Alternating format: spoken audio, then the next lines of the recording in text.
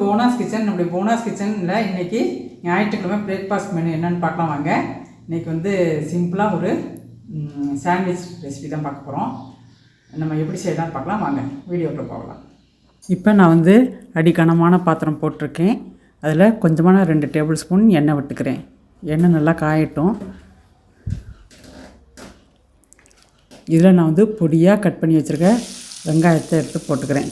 இந்த வெங்காயத்தை வந்து நான் வந்து உருளைக்கிழங்கு சிப்ஸுக்கு சீவுற அந்த இதில் வந்து நான் சீவி எடுத்திருக்கேன். அதனால் இவ்வளோ நைஸாக வந்திருக்கு வெங்காயம்.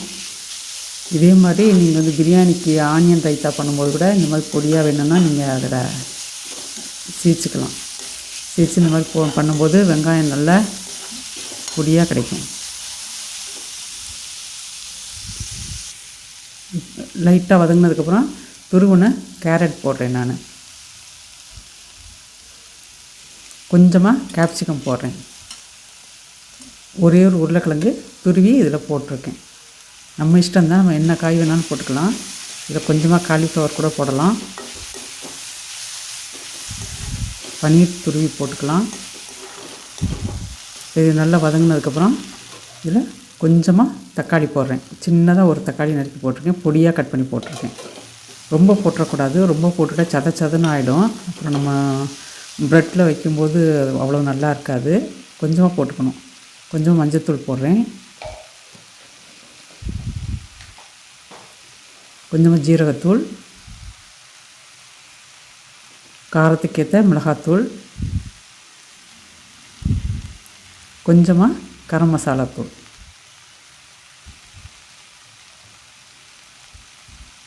இது நல்லா கிண்டி விட்டுக்கலாம். இப்போ இந்த டிஷ்ஷுக்கு தேவையான சால்ட்டு ஆட் பண்ணிக்கலாம்.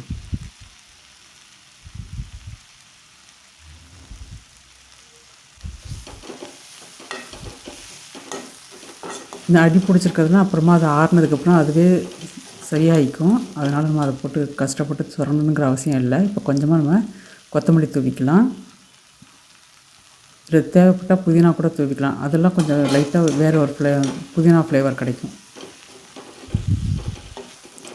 இப்போ நான் வந்து கொத்தமல்லி மட்டும் தான் தூவியிருக்கிறேன். நான் ஸ்டவ் ஆஃப் பண்ணிட்டேன். இப்போ அந்த சூட்டோடையே நம்ம ப்ரெட்டில் எடுத்து வச்சிடலாம். இப்போ நான் அதுக்கு வந்து 2 ப்ரெட் ஸ்லைஸ் எடுத்து வச்சுருக்கிறேன்.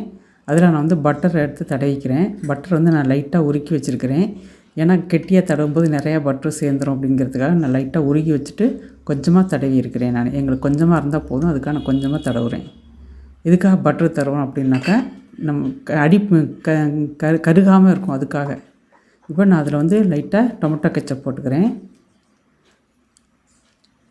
அதை நான் வந்து ஸ்பூனை வச்சு ஸ்ப்ரெட் பண்ணி விட்டுக்கலாம்.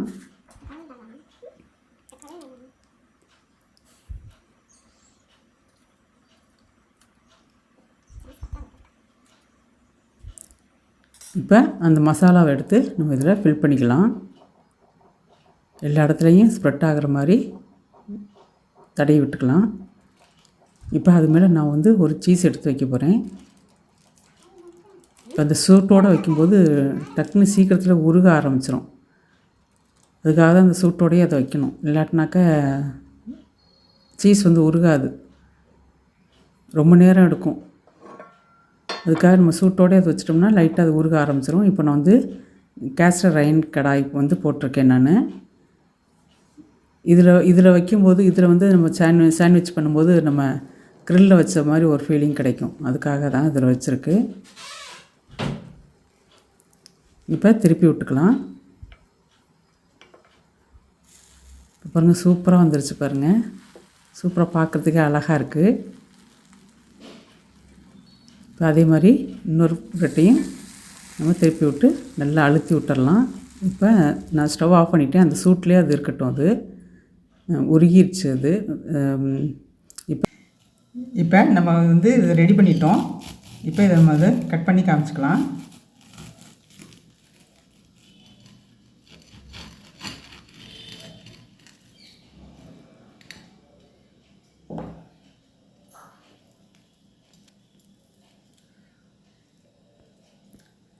சூப்பராக கட் பண்ணியாச்சு.